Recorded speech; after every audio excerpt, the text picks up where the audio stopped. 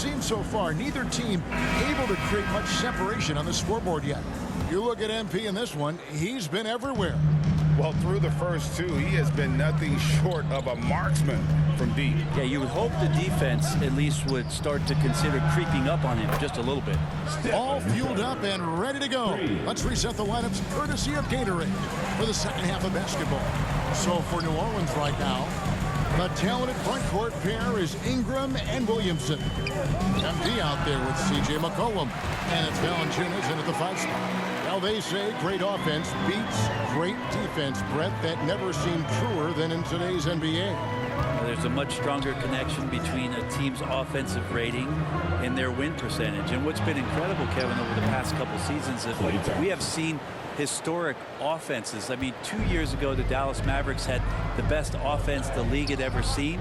And last year, 5 teams were better than that Mavs team 2 years ago. So the analytics and the 3-ball, those have certainly changed the way that teams are attacking and scoring the basketball with the type of efficiency and impact they have in the past couple seasons. When you look at Zion Williamson's impressive scoring output, what also strikes you, Greg, is his field goal percentage. Yeah, I mean, this guy hits at just around 60%. Safe to say Zion isn't wasting many looks. He just attacks inside where few men can slow him down.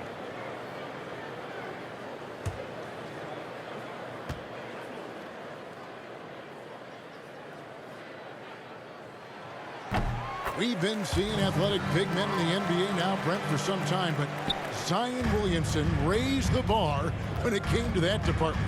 Well, there's no doubt about it, and it's this combination that is so strange for people to have to wrap their heads around when you get on the floor with them. You're standing eye to eye to him if you're 6'5", and you don't realize the power, the strength, the quickness off the floor, the ability to put the ball down on the deck. I mean, he's just something that you don't see every day, and it's the reason why Zion's one of the more special players in the league. Okay, well, let's check in with David Aldridge, who's reporting from the sideline. Thank you, Kevin. Klay Thompson has lost 2 prime years to a torn ACL and then a ruptured Achilles. He says so many athletes have been through this. It's just a new set of challenges. With my style of play, I feel I can be effective till my late 30s. I plan on being the all-NBA player I was and won't settle for anything less. Guys, that will be a great comfort to his team. Indeed, and who's going to doubt him? I love his attitude. Undaunted. David, thank you. And stolen by Wiggins.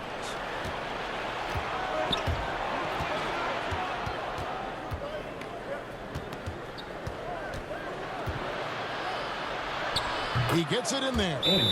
Wiggins has got 6.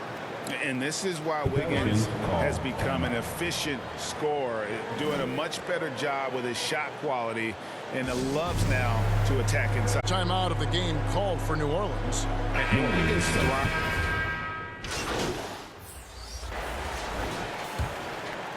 Here's Ingram. So with Thompson sitting on the bench, here's the group that Steve Kerr has on the floor. Curry and Poole have the guard spots. Porter is out there with Kuminga. And it's Wiseman in at center. 6 on the shot clock. Here's Williamson. And Williamson throws it down. Textbook pick and roll from MP. Shifting the defense so he can set up a ready shooter. Warriors trail by 5. And with Wiggins, he didn't face the same pressure, Greg. It was a huge weight off his shoulders. And that middle aspect impacts play. Wiggins was asked to do less, and as a result ended up doing more.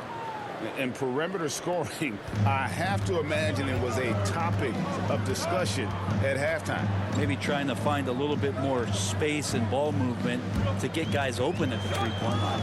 MP finds Williamson. And the dunk by Williamson. Yeah, he's too good athletically. If Zion gets that close, is big trouble. Curry passes to Porter. A little over a minute of the 4th quarter gone right now. And the rejection by MP. Here's Williamson. Valanciunas trying to free himself up. Zion Williamson again. And now we'll get perspective here on how the hustle game has been going for New Orleans. We've seen them make the extra effort from a defensive standpoint, closing out airspace and sending shots back. Well, looking up and down the stat sheet here, I'm seeing those second chance points jump out at me. They've done a great job on the offensive glass. Here's MP following the basket by Stephen Curry. MP passes to Williamson, and Williamson throws it down. Pretty dialed in right now as Zion is hitting everything. The team hoping he can maintain this. And the foul called on MP. That'll be his second foul of the game. Wiggins is checked in for Porter. Substitution for the Warriors. We're about 2 minutes into the fourth quarter in this one. Curry looking around. Basket made. That gives him 7 field goals in 13 tries. Yeah, Steph with the initiative here, taking charge, and tonight making a ton of things happen. MP passes to McCollum. It's stolen by Kuminga. And up the court come the Warriors on the break. Curry with it. Now Valanciunas defending. The pass to Poole. He takes it in.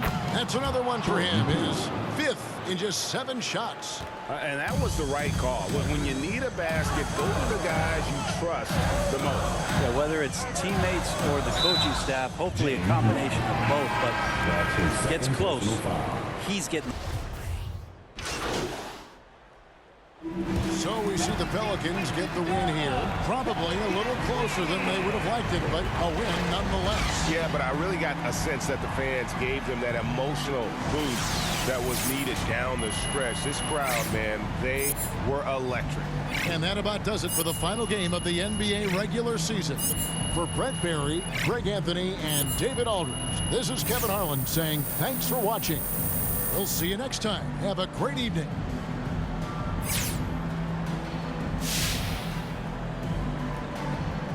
All right. Let's take some questions. Okay, so what adjustments does this team need to make to go deep in the postseason?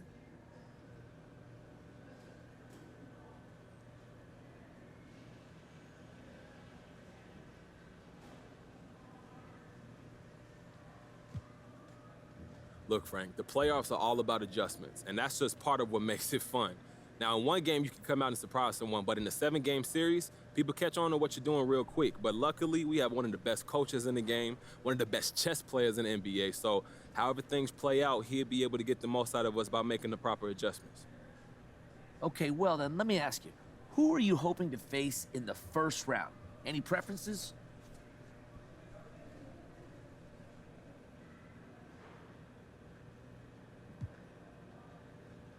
That's tempting fate right there. Look, I'm happy to face whoever and give them the best shot. But tell us, though, from a competitive standpoint, you don't think any particular matchup gives you an advantage over the other? No. Look, everyone is at their best in the playoffs, and we all have to step up our game, too, if we want to have a shot at doing something special. Plus, I try not to worry about stuff outside of my control, so I haven't even given it a second thought, to tell you the truth. All right, no more questions? Thank you.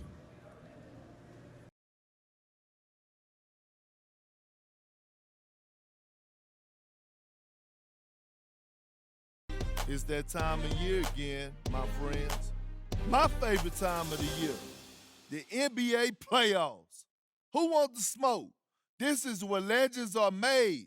LeBron King James, Kobe Mamba Bryant, Michael Jeffrey Jordan, Larry Legend Bird. If you want to be an all-time great, you got to do it on the biggest stage under the brightest lights with the most pressure possible. That's what separates the good from the great, the real from the fake.